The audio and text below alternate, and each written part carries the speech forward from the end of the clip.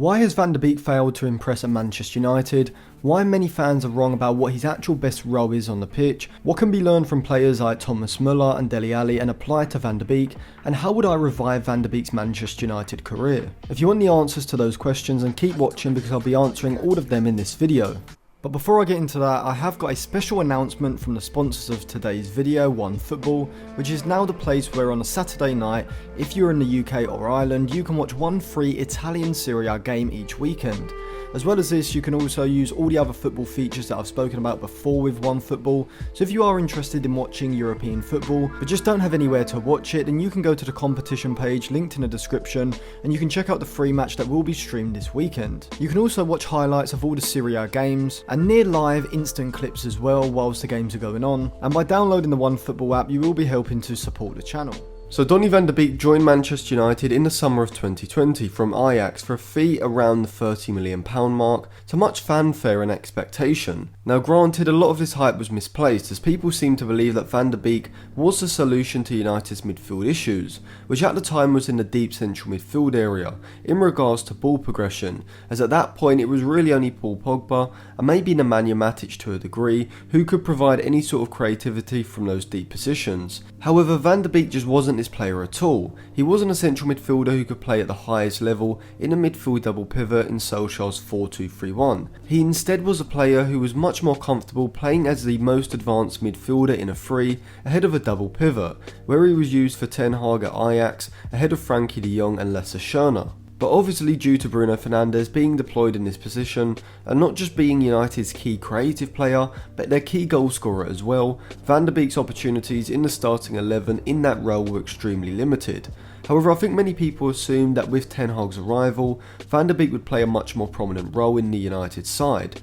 In spite of that, Van de Beek has barely featured for United this season. But why is this? Well, to me, it's fairly simple. Obviously he has picked up an injury recently, but the primary reason for his absence is that Bruno Fernandes is just much better for Ten Hag in that advanced central midfield role and offers a lot more to the team. When we look at Fernandes' FBref report, we can see that compared against every other attacking midfielder and winger in Europe's top 5 leagues over the past 365 days, he ranks in the 94th percentile for his XG assisted and the 95th percentile for progressive passes, whereas Van de Beek ranks in the 14th percentile for XG assisted and just the 18th percentile for progressive passes, showing the disparity between the two players' creativity. But this is because Fernandes is naturally more of a creator, an advanced playmaker, whereas Van de Beek's role is a bit more nuanced. He's certainly not an advanced playmaker, as you can see from his chance creating and ball progressing metrics in his FBref report. Despite this, he's still a player who's at his best when he's playing as an advanced central midfielder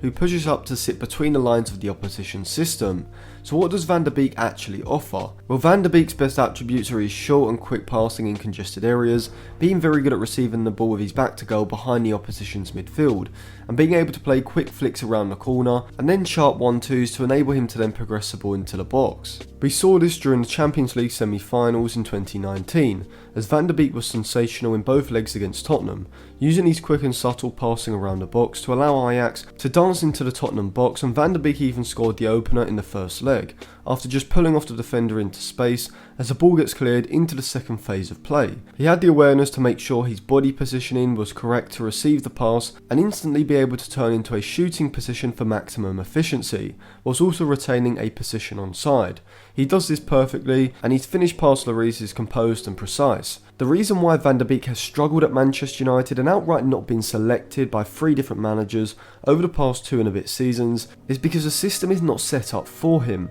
and Van de Beek is a player who I would regard as very rigid stylistically, really only suiting playing one role as the most advanced central midfielder between the lines. In the 4-2-3-1 that United have been using under Solskjaer, Rangnick and now Ten Hag, an advanced playmaker like Fernandes is required just for balance alone. As in whatever system you use, you do need an advanced creator, the focal point of all creativity, in advanced central positions. However, this doesn't just have to come from central attacking midfield positions. This could also come from players drifting infield from the flanks, which is what Nagelsmann's Bayern Munich did against Eintracht Frankfurt earlier on in the season, with Bayern Munich using a 4-2-2 system in possession, as Thomas Müller and Musiala played as wide playmakers either side of the double pivot of Sabitzer and Kimmich, taking up narrow advanced positions in the half space situated in behind the Frankfurt central midfield. This is the opposite positioning that we see from Ten Hag's wide attackers, with Sancho, Rashford or Antony holding their advance width in higher positions on the outside of the fullbacks. Or alternatively, this player dropping between the lines could be the centre forward, dropping off, becoming more of a playmaker in possession, which is the role that Harry Kane plays for Conte's Tottenham, in a 5-2-3 system or a 3-4-3 in possession, as he drops off from the forward line, usually in behind the opposition's midfield, but sometimes even in front of them, to not just receive the ball, but also potentially drag a centre back with him and create space in that back line for Kulusevski or Son to make a run into to get in behind. Kane, despite being the centre forward, is the playmaker of the front three. This is best described as either being a passer or a runner in the attack. Are you a player who's primarily there to receive the ball to feet and then play forward passes to release runners, or are you the runner who makes those runs off of deeper movement, exploiting the space in the back line? Van der Beek is definitely more of a runner, though unlike Kulusevski and Son who do it from wide positions, the Dutchman does it through central positions, with more subtle movements across shorter distances. For United, because they use wide attackers who hold their width outside of the fullback, with Sancho and Antony retaining high and wide positions for Ten Hag, and even players like Rashford, Martial and Elanga, all players who would rather hold their width and burst in behind rather than drift in field and pick up the ball between the lines. This means that Ten Hag needs a player who is going to be a passer and who can sit in between the lines rather than looking to constantly make runs ahead of play. The lack of having a wide attacker who can drift in field and a centre forward who could drop off, with Ronaldo and Martial, whilst being players who can link the play when they drop off, are still forwards who prefer to retain a higher position rather than do what Harry Kane does at Tottenham, which means that Van der Beek's role is not what the side needs in that particular position. And so Van der Beek, if he wants to start as a central attacking midfielder, he would be required to be the side's advanced creator, replacing Bruno Fernandes, which just isn't his game. Van der Beek thrived under Ten Hag at Ajax because in that system, despite playing in the same position as Fernandes at Manchester United, Van der Beek wasn't the side's advanced creator. That was either Hakim Ziyech from the right, who often provided the long and incisive passing, as well as the ability to find through balls,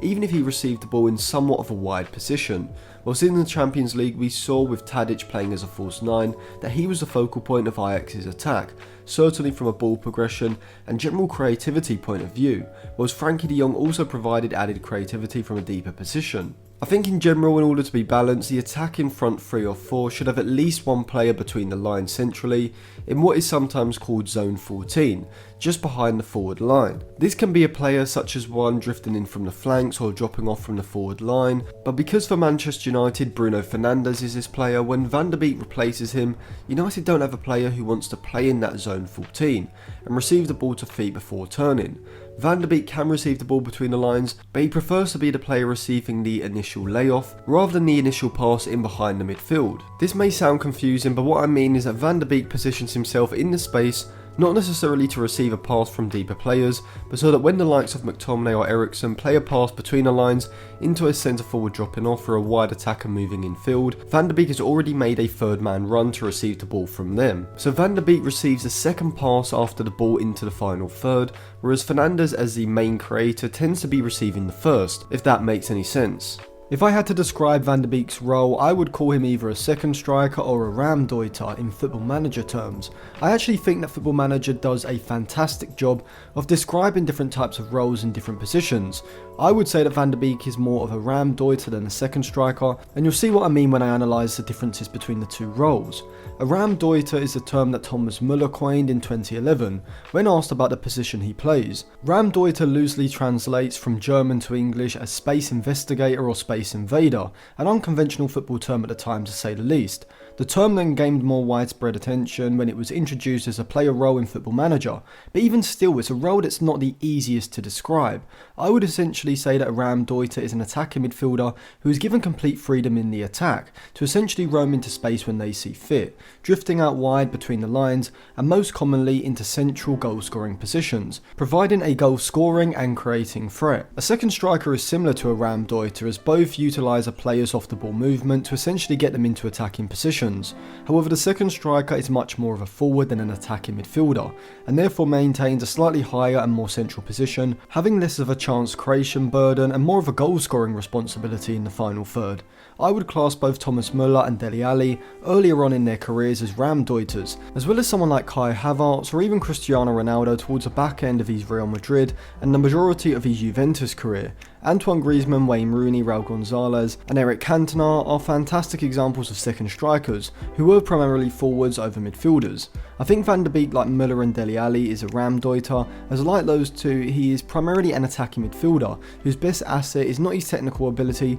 ball carrying or pace, but his football intelligence, his awareness, his off the ball movement and his overall reading of the game. And this is why I think he can be incredibly effective despite not looking the most aesthetically pleasing, with that certainly being levelled at Thomas Müller as well. But like Van de Beek, Dele Alli also wasn't known for his defence splitting passes, vision around the box or their dribbling, but for their movement around the box, essentially prioritising output and efficiency over aesthetics. And I think that's the kind of role Van de Beek played at Ajax, and the reason he was so effective in it was because of his reading of the game, which allows him to understand where the space is going to be created in coordination with the movements of other attacking players. A great example is here against Chelsea. As Ziyech picks up the ball on the right flank, you can see Van de Beek is just arriving at the top of the box with Tadic just in front of him. He recognises not only that Tadic is going to make a forward movement, but also that in doing so Zuma will be forced to drop off, leaving space in front of him for Van de Beek to move into, opening up a seamless passing lane for Ziyech to slide the ball into his feet. And from here we see that it's not just about his mental intelligence, as Van de Beek's ball control, body positioning and technique assures that everything he does is efficient. His control is not only designed to keep the ball under control, but also to swiftly move the ball out of his feet to the right angle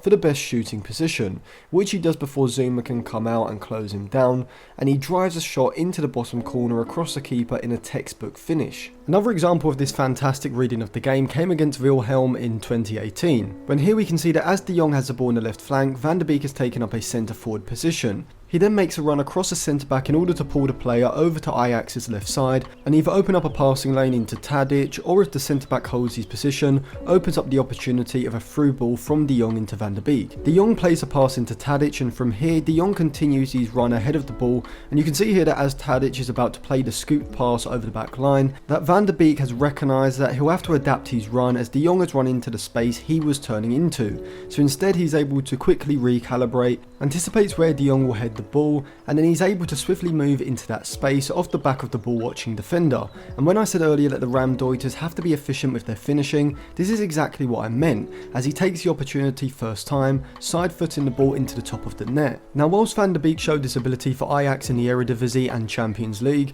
he's not been able to replicate it for Manchester United or Everton since, and a player who had similar issues was Dele Alli. Dele Alli came into the Tottenham team in August 2015, making his debut on the 8th of August against Manchester United after signing for Tottenham in January of 2015 for a fee in the region of £5 million, but he went back on loan to MK Dons for the rest of the League One season. In his first Tottenham season, he reminded me a lot of Thomas Müller's debut season for Bayern Munich in 2009-2010, as both players looked rather unorthodox, having an unusual body stature for attacking midfielders. Neither were particularly fast or strong, nor are they what you would consider aesthetically pleasing technically, which you could argue the case for players like Ronaldinho, Ben Arfa and St Maximin, etc. Instead, both Müller and Dele Alli had a knack to always be in the right place when the ball falls into space in and around the box, or even outside the box in some cases, with both Alli and Müller having the ability to make a variety of different runs, some coming from out wide, some coming off the striker's movement, and some short and some long runs, which ultimately comes from their reading of the game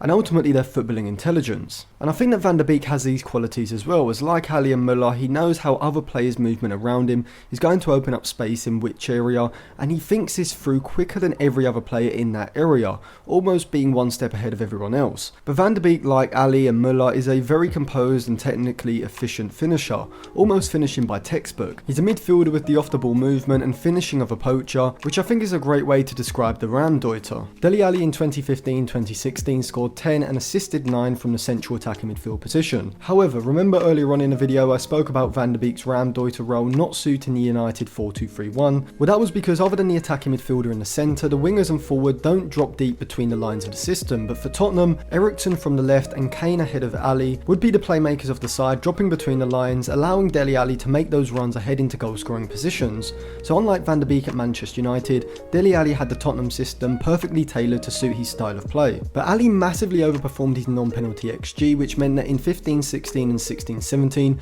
he scored so many because he was scoring from chances that had a lower probability and so were more impressive in the present, but harder to score consistently over the long term. And so his goal scoring drop off after 2017 was only natural. So how can Erik ten Hag or potentially another manager deploy Van de Beek to elevate his game in the same way that Müller and Dele Alli had been able to in the past? Well, like Thomas Müller from when he broke through at Bayern under Louis van Gaal in 2009 up until around 2017-2018, I think Van de Beek can be deployed as a Raumdeuter in the three behind the centre forward, potentially playing in any of those three spots. Now, a lot of you probably are thinking, surely the only place that would suit Van de Beek would be in the attacking midfield position, where Bruno Fernandes is starting. Well, I think that like Müller playing from the right side or Dele Alli at some points being used from the left by Pochettino, Van de Beek could be deployed as a Raumdeuter wide of Fernandes. But unlike Antony and Sancho or even Rashford, who hold wider positions outside of the fullback, Van de Beek in this role would instead be given the freedom to move in field a lot earlier on in the build-up,